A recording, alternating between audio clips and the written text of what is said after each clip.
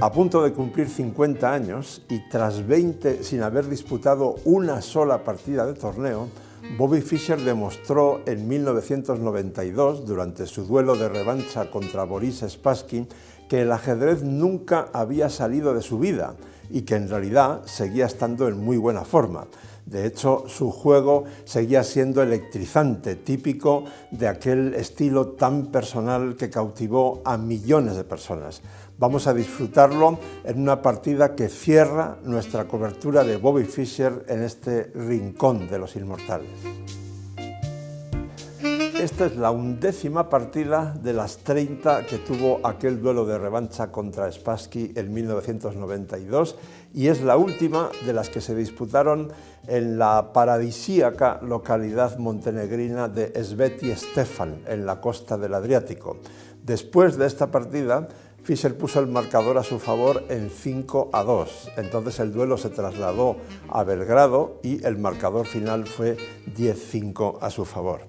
Fischer tiene las blancas y Spassky plantea una defensa siciliana, pero Fischer se sale de los caminos más trillados enseguida aquí en la jugada 3, después de E4, C5, caballo F3, caballo C6.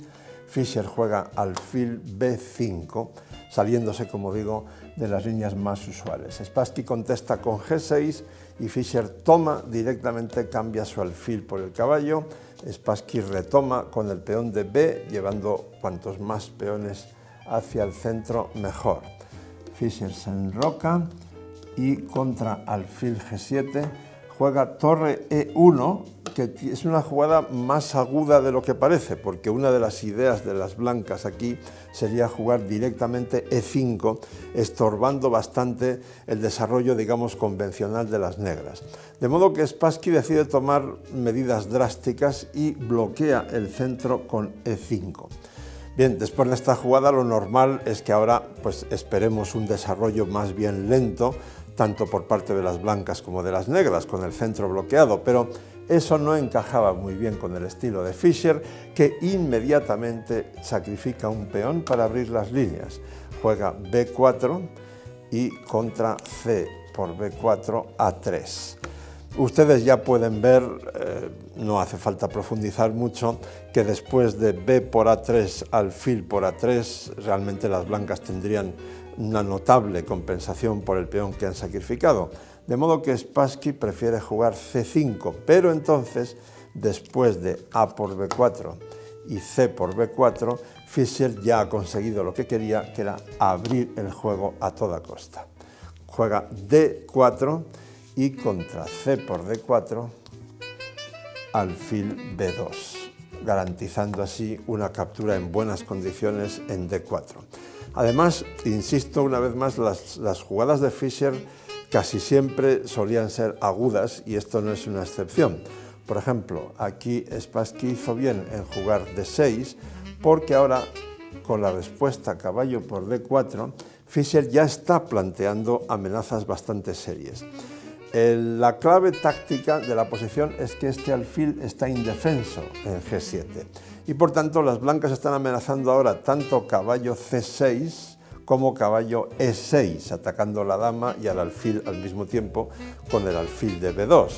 Es decir, son amenazas tácticas serias y entonces Spassky las frena o las bloquea con la jugada dama D7. Bien, pero esto, tal como ha ido la apertura, la casilla C4 ha quedado muy bien habilitada para el otro caballo blanco. Por tanto, caballo D2, alfil B7, caballo C4 y Spassky intenta terminar el desarrollo de su flanco de rey con caballo H6 y ahora, si a las negras les tocase jugar otra vez, jugarían enroque largo, tendrían un peón de ventaja y el sacrificio de Fischer sería, digamos, bastante cuestionable. Pero aquí, una vez más, vemos esa creatividad a raudales de Fischer, típica del genial estadounidense. Fíjense qué jugada, caballo F5. Una vez más está especulando con la indefensión del alfil de G7, pero el caballo de F5, como ven, ataca a toda la familia.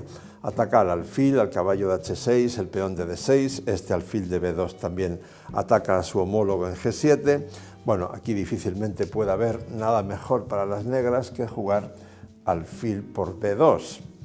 Como ven, la jugada de Fischer es muy profunda, porque ahora sigue caballo de c4 por d6 jaque, rey f8 y caballo por h6. A Fischer en principio no le importa que le coman la torre de a1, porque eso supondría la desaparición del alfil de casillas negras de Spassky y por tanto las blancas podrían, o sea, Fischer podría aprovechar esa debilidad en el complejo de casillas negras. Sin embargo, aquí hay que decir que lo mejor para Spassky en este momento hubiera sido aceptar ese nuevo regalo y tomar en a1.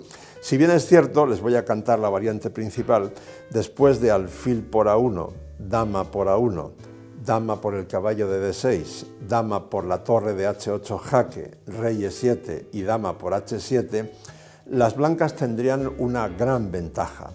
Pero, digamos que comparado con la partida, las negras tendrían posibilidades defensivas, recursos que ahora no van a tener. Spassky, digamos, pecó de prudente, jugó f6, pero en realidad esa jugada es peor que capturar la torre de a1, como Fischer va a demostrar de forma, digamos, inequívoca.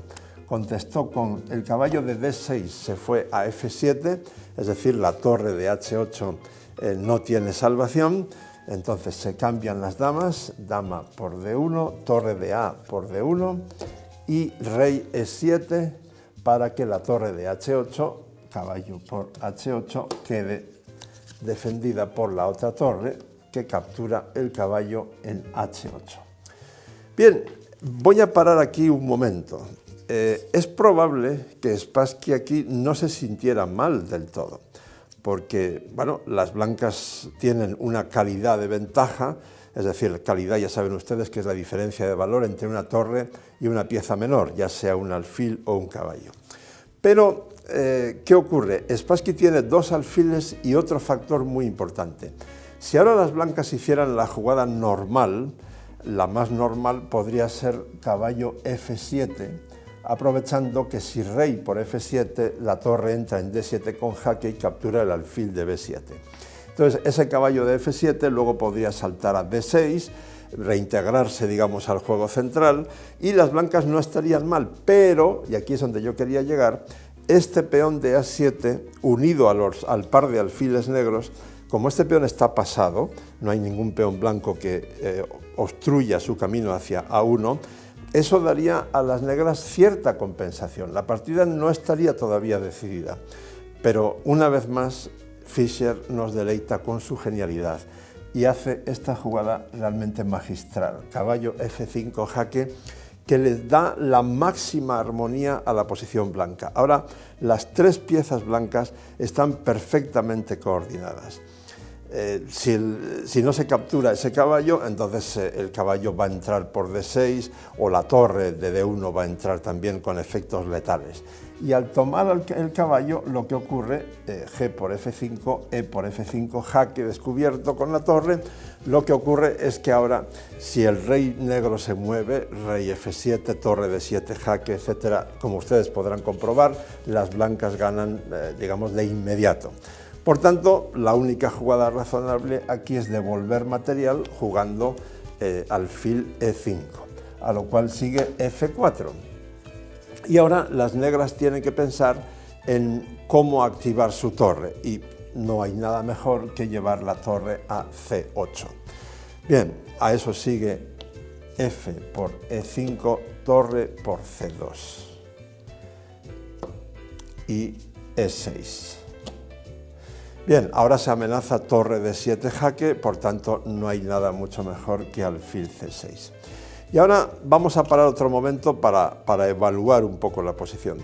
Las blancas, o sea, Fischer, tiene que tener cuidado, porque si bien tiene ventaja de material, si estos dos peones pasados y ligados, el de a7 y b4, se mantienen vivos, entonces las negras pueden tener ahí un contrajuego muy peligroso. Es muy instructivo cómo Fischer resuelve ahora técnicamente esta posición. Primero juega torre c1 para eliminar rápidamente la torre de las negras, que es, digamos, la causa del principal contrajuego, y después de torre por c1, rey d6, defendiendo el alfil, torre D1 jaque.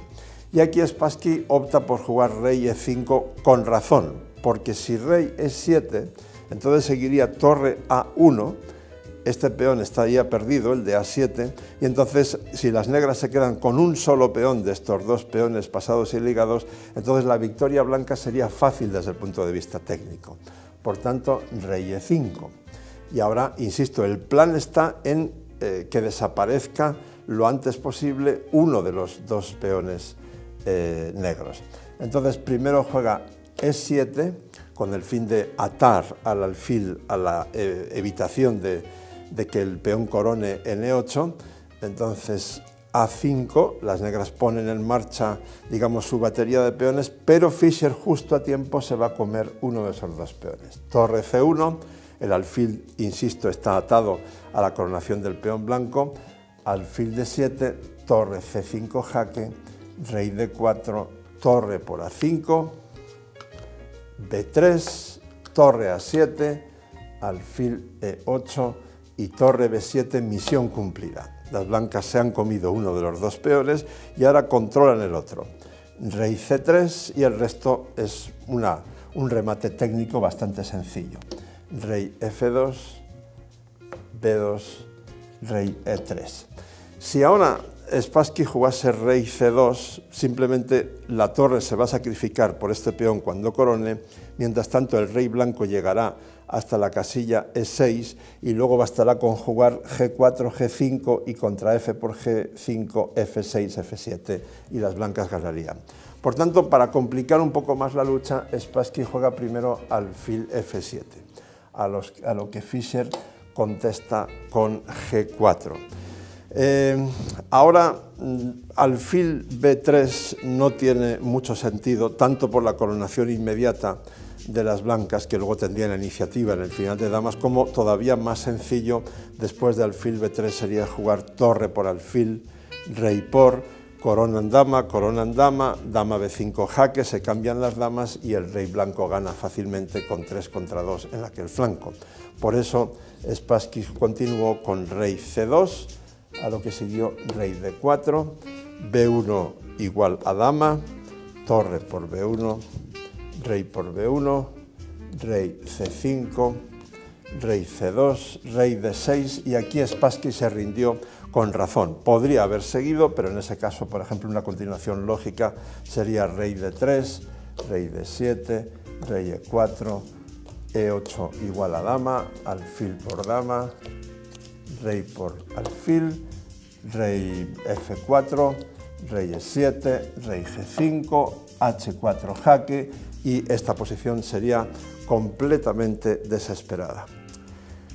Como ocurrió con tantos otros genios de diferentes ramas del arte, Bobby Fischer sufrió mucho a lo largo de toda su vida, como consecuencia de una educación desequilibrada que luego se tradujo en problemas mentales que le atormentaron durante toda su vida.